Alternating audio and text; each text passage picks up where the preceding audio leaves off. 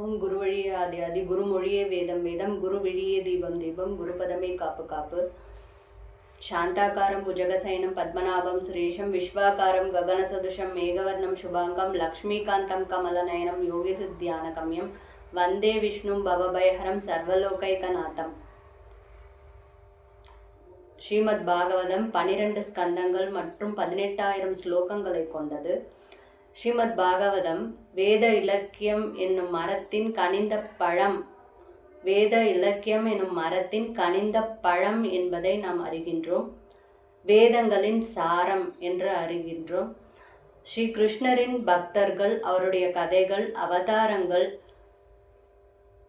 பரமாத்மாவினுடைய லீலைகள், இந்த படைப்பு எப்படிப்பட்டது,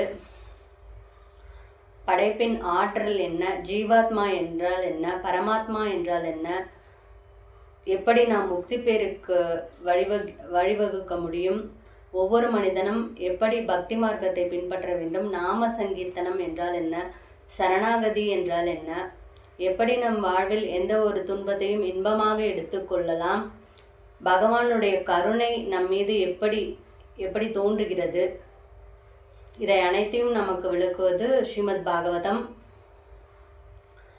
வியாசர் பராசரரின் மகன். வியாசருடைய மகன் சுகதேவ கோஸ்வாமி. சுகதேவ கோஸ்வாமி ஒரு முறை பரீட்சித்து மகாராஜாவிற்கு அவர் தான் பெற்ற சாபத்திலிருந்து முக்தி பேரை பெறுவதற்காக தெரிந்து கொள்வது ஸ்ரீமத் பாகவதம்.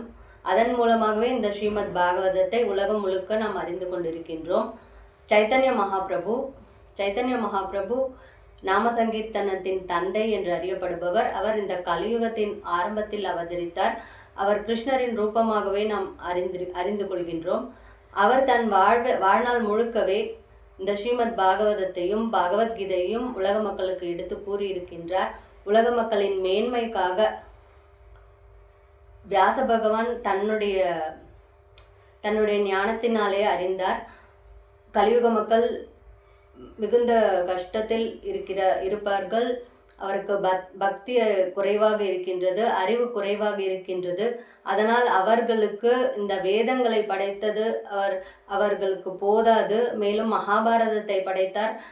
அதற்கு மேலும் தான் எதையாவது உலகுக்கு கொடுக்க வேண்டும் என்று அவர் யோசித்திருந்த பொழுது நாரதர் அறிவுரையின் பேரில் ஸ்ரீமத் பாகவதத்தை நமக்கு கூறியிருக்கின்றார்.